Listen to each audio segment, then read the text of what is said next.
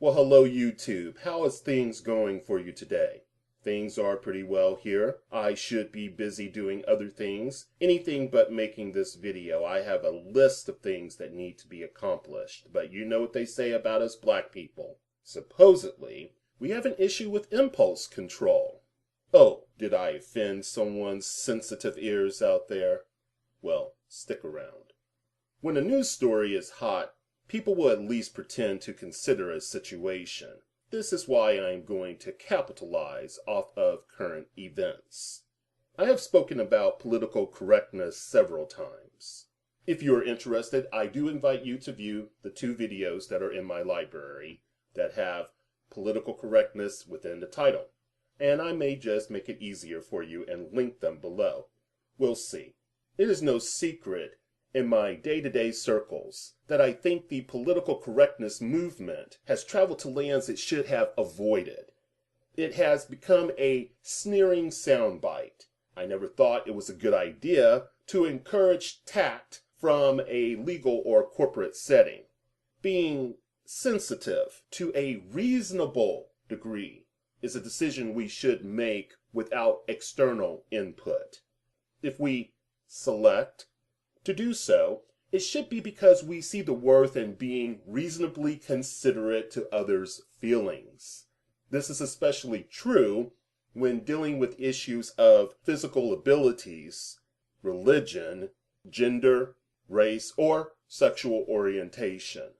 What we see instead are people who avoid these topics or those who purposefully abandon common sense and think anyone who is calling their attention to the merit of having a courteous manner is just attempting to control them. I knew before this monster matured that there was always consequences for one's actions. This, of course, is not the result of some sort of PC smothering. It's just the way of the world. Talk to some young people or bigots, and they are convinced the genesis of consideration or empathy is a PC phenomena. It isn't, people. It isn't. Indeed, this monster, in my opinion, inhibits any meaningful discussion of diversity issues, etc. You do not have to have some unusual mental ability to reason this extreme movement in our society will keep barriers intact, resulting from conflicting ideologies. Thus, cooperation diminishes and the vitality of a nation suffers as cynicism arises. Since I have been communicating with all of y'all via my videos I have had on my channel page, that I do not want to change your mind. I do not want to change your mind. I want you to think for yourself. I mean that. The reason for this is because I am bitter towards censorship and imputation of blame, as well as the fake inclination to self-righteousness or pompous displays of moral indignation. I also do not want to contribute to the coarsening of social and political discourse.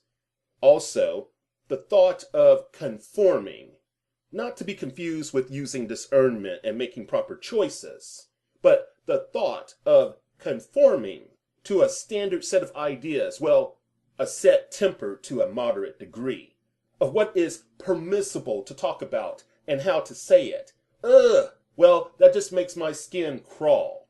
We know that this supposed standard, whatever it is, that floats around that we connect to and determine what is correct and incorrect, that when these ideas are in play, that the actuality of their makeup is truly kind of formless due to a mind-dependent reality.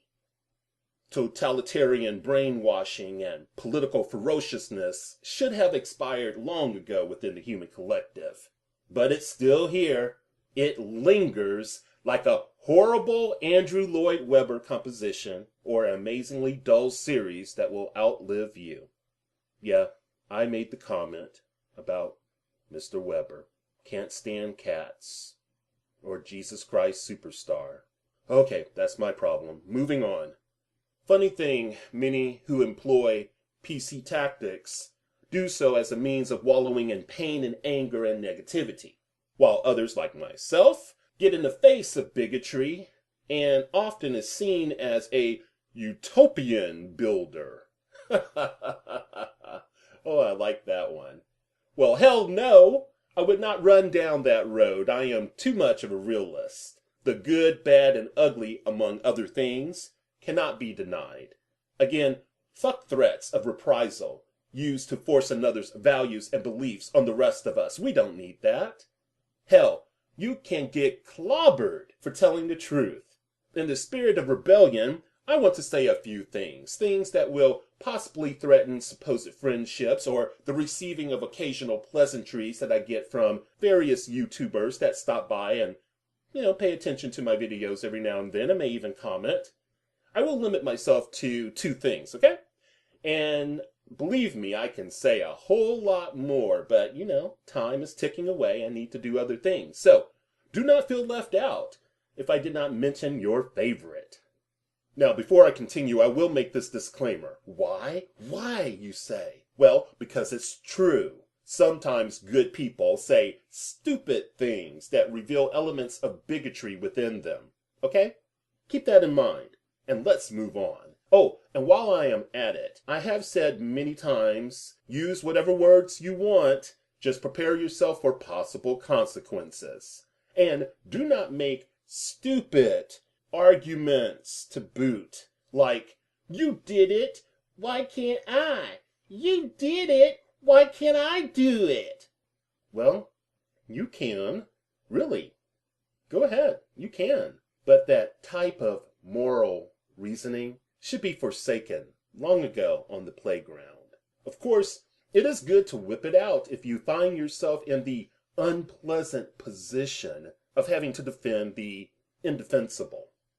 It is sadly humorous when people who are weird about cultural differences and phenotypical trait differences, etc., use the idea that others are overly sensitive about race to unveil their own bigoted tendencies. More to say on that later.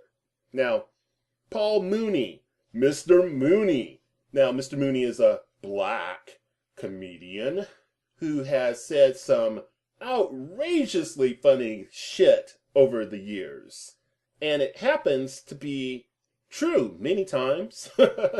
I can remember countless white conservatives and their lackeys yearning for the day of this man's death. No shit. Yet, when he said this, what I'm about to, quote to you, I think I can get it right, man, he was hammered for a while. He said, quote, white people are scared because minorities are taking over. White people are worried because they can't outfuck the Mexicans. Minorities in numbers alone are taking over. And white folks are scared because they are afraid that we are going to do to them exactly what they've done to us. And they are absolutely right. When the shit turns around, we are going to treat you exactly like you've treated us. Like shit. Oh yeah, I remember when that came out. I bust a gut because I personally know plenty of white people who feel that way. And quite frankly, no, I'm not going to treat white people like shit because 1, it's a waste of time. 2, I'm not going to lower myself to behaving as some people have behaved towards me. So, but my goodness, I could remember when he said that shit. I think it was back in 92 or 93.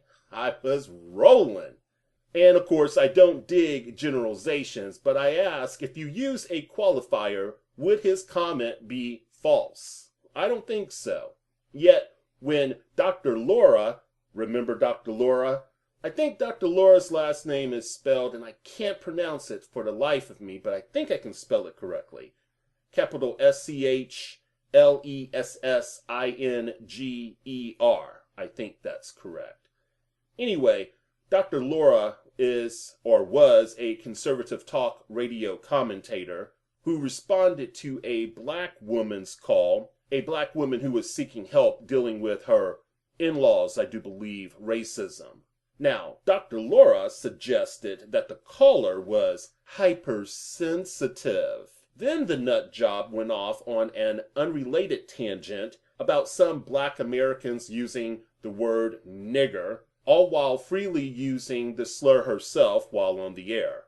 Yet, white people came out in droves to shield her. Kind of reminded me of George Zimmerman. Anyway, ha ha! And you know it's true. Of course there were whites who did not. And I'm not going to say that all whites did. We know that's not true. I'm just shedding light on those that happened to participate. She had some twisted reasoning when she said, quote, if you're that hypersensitive about color and don't have a sense of humor, don't marry outside of your race, end quote. Wow. Really? Of course, I had to shake my head when hearing that, but I had to shake my head even harder when she accused the caller of something she deemed to be black think.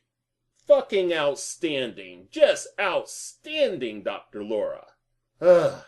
You know, I have heard white people say for years that America will bend over backwards to kiss the ass of black people. Now, I've heard the same thing with two or other groups substituted or added, mainly Mexicans and Arabs. Oh, the evolution of obtuseness. Outstanding. Supposedly, America has a slavery guilt trip. A slavery guilt trip? Wait, I gotta stop laughing. Wait, oh my goodness. Oh my goodness. Yet I know, and some will admit without hate, that a firm case can be made that America licks the boots of Israel. I can see the stream of anti-Semitic claims gushing forth as they hammer at my channel door trying to close me down. You're a damn anti-Semitic. You made a criticism of Israel. Anti-Semitic you are. Oh my goodness. Can you claim with a straight face that we have not established a practice of sanctioning many of Israel's UN violations? How about us turning our backs as the continuance of horrific crimes against humanity in the Middle East persists? If you have not heard, the state of Israel's inhumanity is nurtured and defended by an American government and various aspects of the Christian faith. Oh yes, I went there. Yeah, oh yeah, I said it. Both of these entities rarely remotely consider the interest of the American people. All right, I said my piece. How many people did I offend? Give me a thumbs down if I offended you. And thank you for viewing.